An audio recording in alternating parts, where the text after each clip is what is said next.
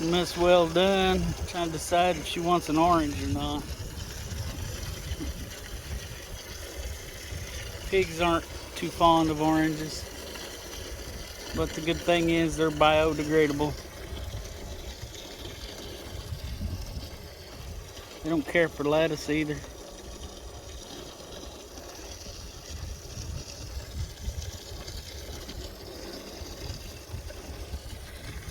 Well, the good news is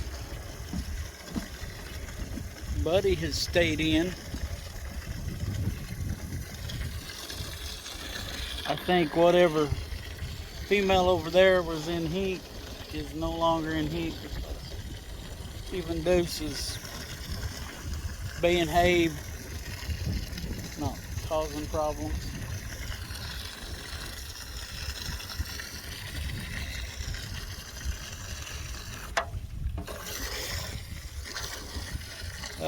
Every time.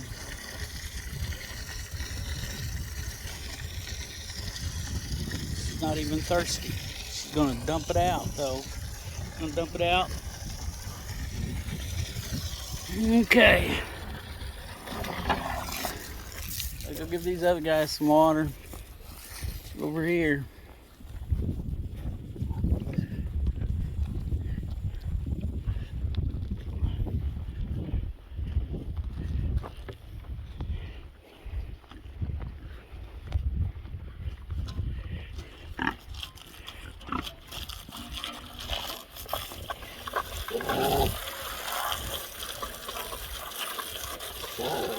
A little water in there with them oranges and stuff. These little knuckleheads here are growing. They're growing really, really good.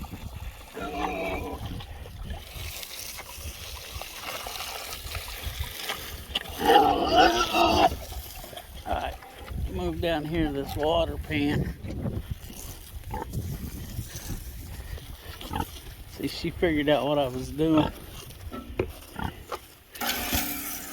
Just drop it in there. Beats holding it.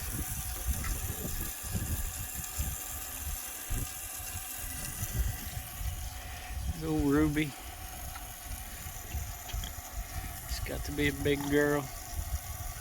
It's funny how she walked all the way around that hole when she could have came right through here. Right through here.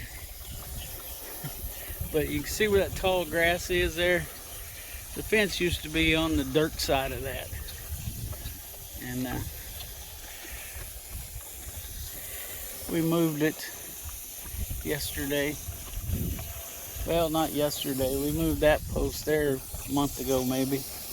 But anyway.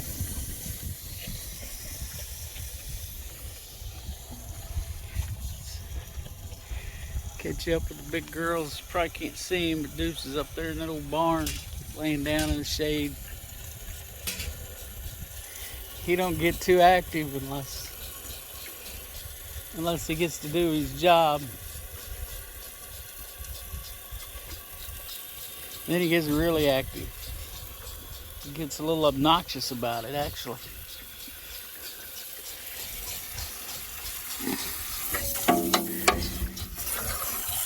Ruby about had the hose knocked out of the pan.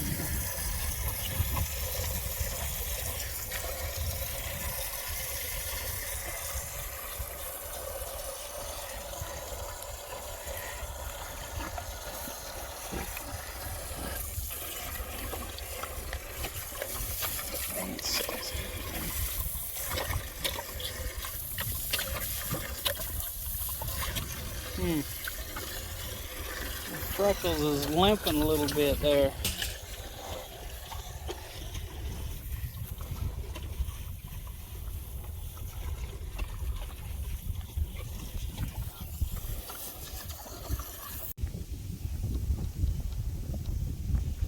Ms. Carrbanog got her little treat today. She got some lettuce.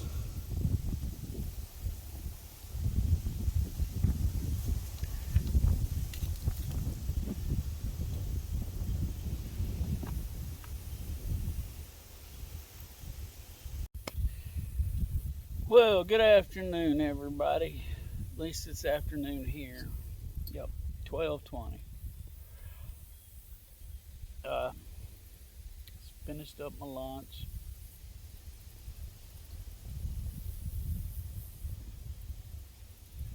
It's a warm, windy fall afternoon here. Here on the Missouri tall grass prairie. Well, as usual, there's things on my mind. Uh, I'm going to start here, and there is really no telling where this is going to end up at. Because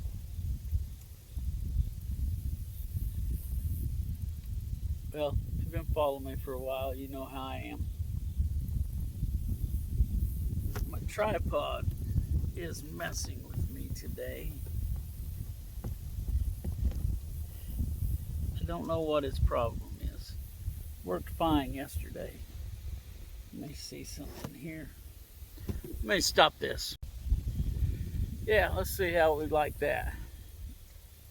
That way, if you get tired looking at me, you can look at the chickens over here that are hanging out in the shade. So,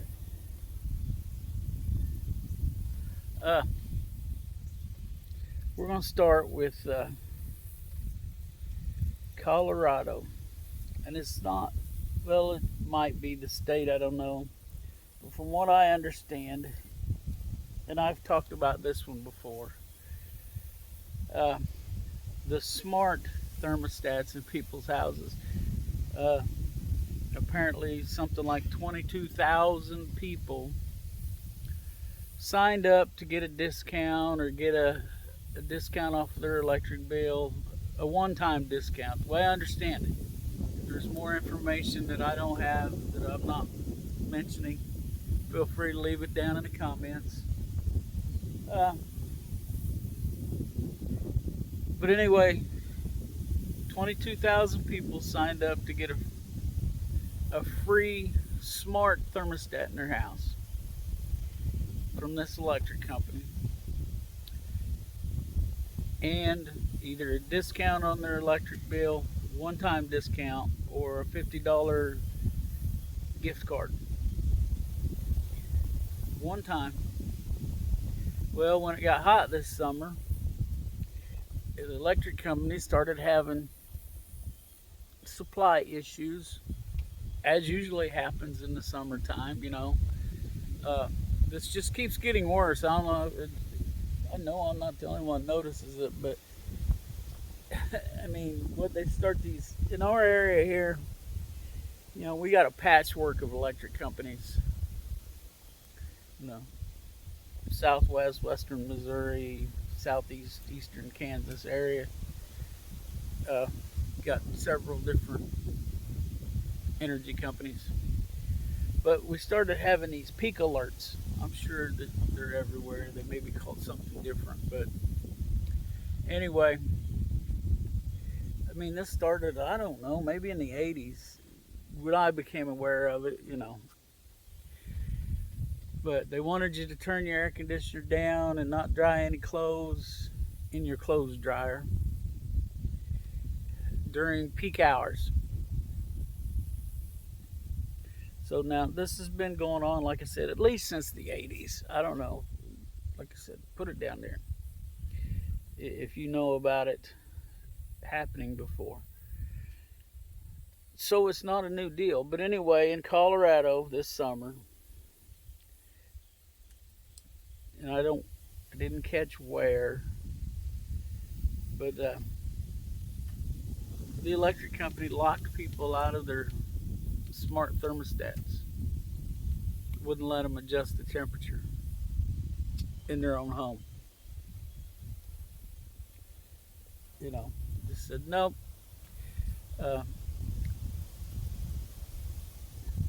You know,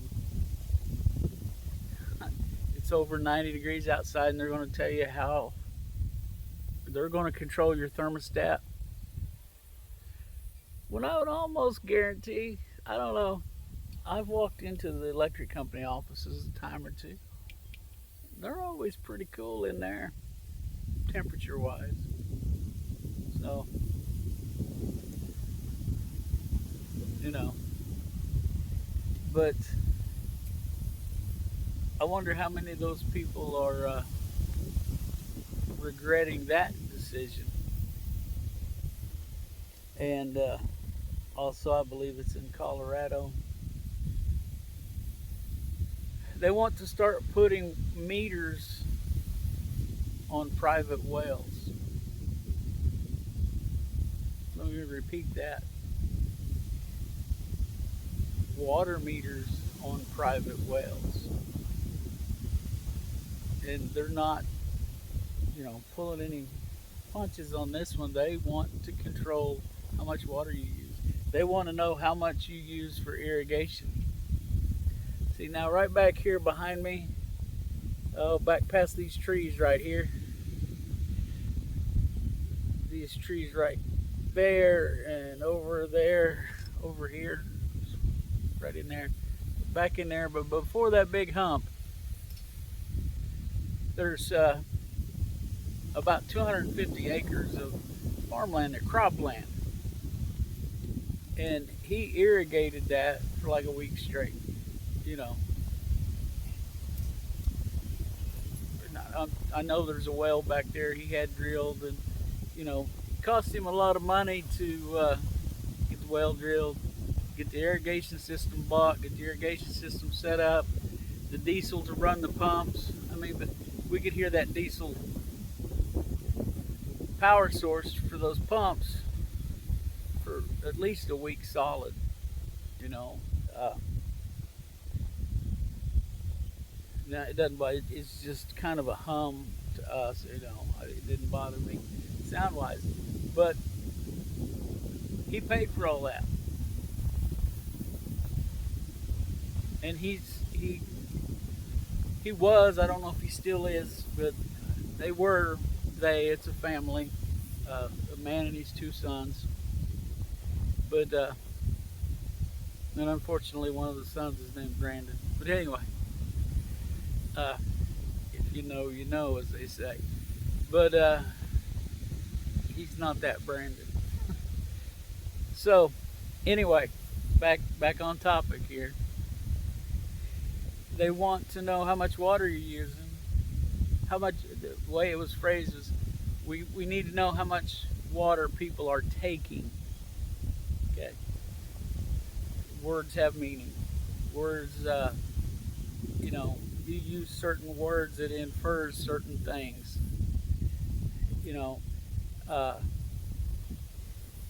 Taking, I mean, it means you're taking it.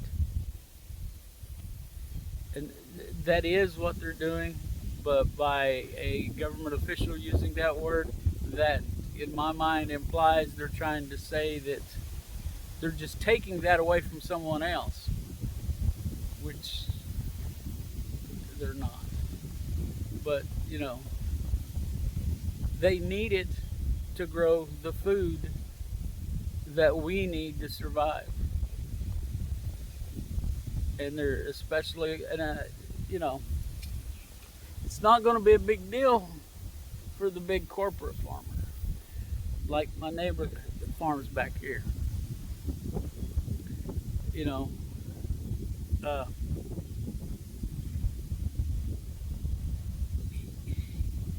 I'm sure he can't afford any more taxes. I mean, he makes decent money at it, but they work at it. They're working 7 days a week, 365 days a year.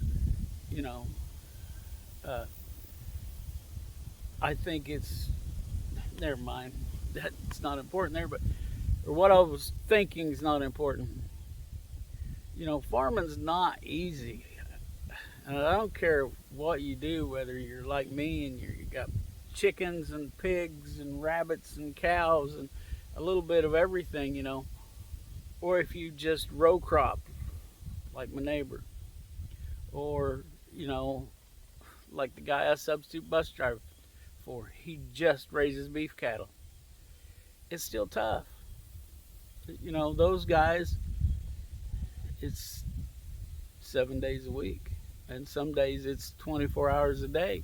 Because when it comes time to harvest, no matter what they're harvesting, it's got to be harvested as quickly as possible. You've got to catch that. I know with corn and soybeans, the moisture content's got to be correct. You never know what the weather's going to be. If there's a chance of rain, you got to keep at it until you get it done. And of course, depending on what time of the year, you got to worry about the dew. If you got too much dew, then everything's got to stop until the sun gets back up and everything dries up. So it's not easy, you know. And farming's one of the hardest businesses to break into in this country, unless you're a foreign investor. But it's just one more way for the huge corporations and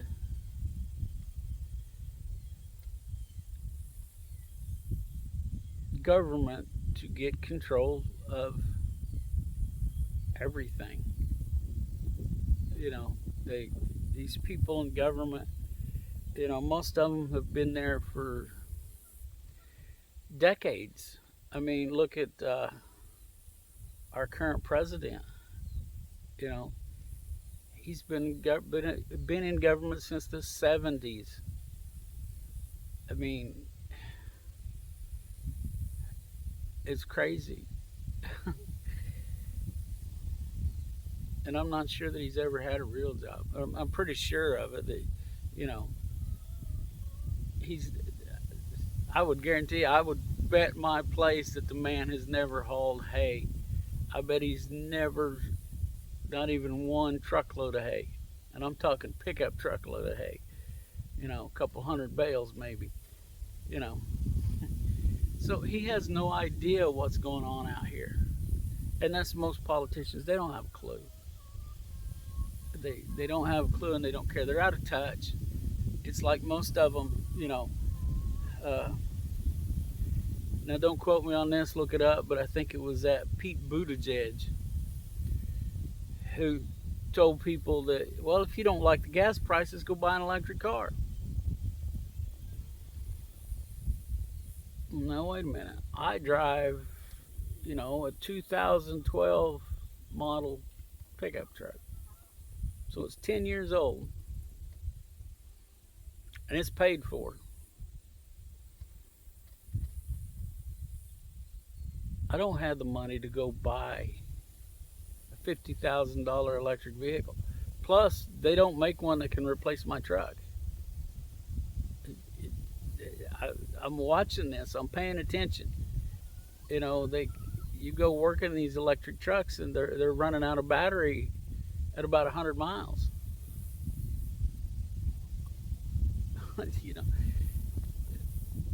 And put them under load and it's less than that.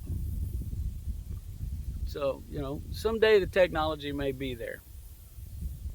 I mean, I have thought about an electric vehicle, but I thought more along the lines of building my own. But, like everything else, it's cost prohibitive even to do that, to go buy a, and even then it doesn't have the range, But I was just thinking more like something to run errands in. But I can't afford to spend, $50,000 go buy a brand new electric vehicle just to run errands. I mean, that's crazy. So, my point is, they're just out of touch. They've got their money however they got it, and they don't know what it's like. For the average person working, even one that works 60 to 80 hours a week. I mean, might get paid $25, $30 an hour. It's still, it can still be tough. And, you know, so, and Ethan's sick today. He's got a little sinus infection, no big deal. So he stayed home from school. Rhonda took him to the doctor to make sure, because we gotta be careful with the boy, because when he tells you he don't feel good and wants to go to the doctor, we take him, because he does not like going to the doctor. Uh, Doctors are definitely not one of his favorite things, with good reason, you know. Uh,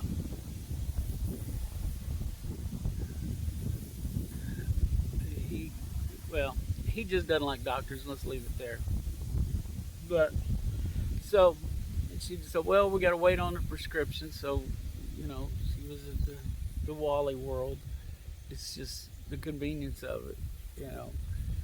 Our doctor is here, and Wally World's here on the way home. So it just makes sense, which kind of irritates me, because it's just convenient, and that's how Walmart's got us all. Uh, you know, there's not even over in Lamar, Missouri. There's not even another option for a grocery store. It's Walmart. It's the only grocery store in Lamar now, and you know it irritates me, and I'm partly responsible for that. You know, because of that convenience. But anyway, this isn't about bashing Wally World. Uh, so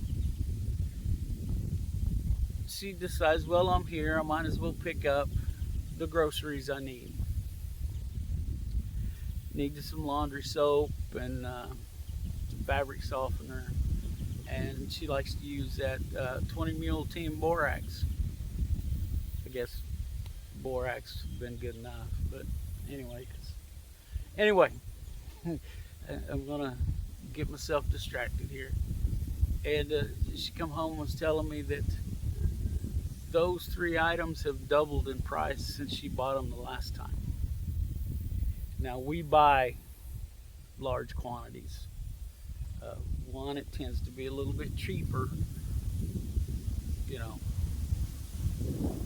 And two, there was a time there was 4 kids and Rhonda and I, so there was 6 people living in this house. You know, that's a lot of laundry, so we needed it. But now it just means we don't have to go to the grocery stores often. But yeah, doubled in price for laundry soap, borax, and fabric softener just since the last time she bought it, which is probably a month and a half to 2 months ago. You know, Rhonda, if you're watching this and you remember the time that lapsed between buying it, could you put that in the comments? She lets these videos play. I'm not sure she watches them all the time, but she does play them for me. So yeah, you know, and then, you know, like I mentioned the other day, you got to watch the price on the shelf may be different than what it rings up. Call them on that. You know, it's probably not going to do you any good, but maybe it'll get them to solve that problem. If it's something that it's an honest mistake. But I really don't think it's an honest mistake. I think it's like, well, there's no hurry to do this. You know, they come and look at that price, they may go ahead and buy it, but if it was the higher price, they may hesitate. So, and then when they get up to checkout, they don't pay attention. Anyway, I don't know. Excuse me, I had a rough night last night. This happens, it's just what I live with. Not looking for any sympathy. I don't need it, don't deserve it, you know. It's just my life. I woke up at 1 o'clock and I got back to sleep at 5 o'clock this morning, got up at 5:40, let's say, and went and drove the school bus. So I'm dragging. I'm not quite awake, but it'll be all right. Uh, we've got to keep an eye on things, and you got to be careful. It's funny to me in a way. When I grew up, I remember I had an economics class with quite possibly the worst economics teacher ever. Really nice guy. I kind of liked him. Coach Davis, he was a football coach, and he's kind of one of them old school guys. But you know, he wasn't real big on the teaching side. I guess he was a pretty good coach. They won some playoffs and stuff. But he taught us there's no such thing as a free lunch. And, he explained to us that, nothing's free in life. Not a thing. There's a price tag on everything. These people in Colorado found out that those free thermostats, smart thermostats, everybody's all about smart stuff anymore. But the smart free thermostats came with the price of the freedom of being able to control the temperature in your own home.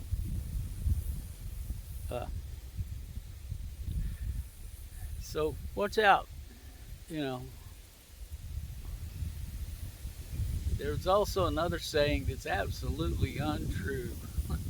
Never look a gift horse in the mouth, which says, you really don't want to know, just accept it and go on. Check them teeth out, see how old that horse is. If it's free, if it's a gift, it might not be worth the trouble. It may just be a hay eating machine that's too old to do anything. So,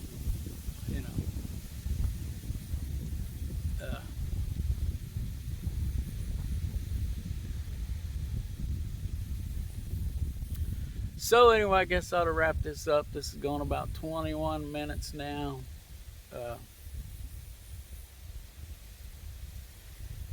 I put I want to mention this real quick. I put a little bit of footage or video in yesterday's video. Nobody commented on it, to this point, somebody might, but yesterday when me and Ethan were putting the fence up there, I set my phone up. I had my phone on a tripod like it is right now, making some video. And I shut it off and set it down to help Ethan do something. And we wandered off away from it working, and we got done, and I realized my phone wasn't in my pocket. What'd I do with it? Oh, it's on the tripod. I left it sitting back up there. So I walked back up there. It's about 30 feet from where we were at. And I couldn't see it. I'm looking. Where's it at? And I don't see it. What the world? And then I happened to look, and it was partially under the fence going into Deuce's pen. Deuce and the big girls. And it was about 10 feet from where I'd left it. And how in the world? And then it hit me. Oh, wait a minute. It's them two knuckleheads that we haven't been able to contain yet. But we're getting closer on that every day. But they had knocked it over and somehow turned it on and recorded video. They got it. It's like it was on and off like 4 or 5 different times they had recorded video. It's funny. It's just, a few seconds each time, but, I put some of that in last night. Video by pigs. Sorry about that. I bumped this tripod. So, anyway, I just thought that might be a funny story. I think it's funny.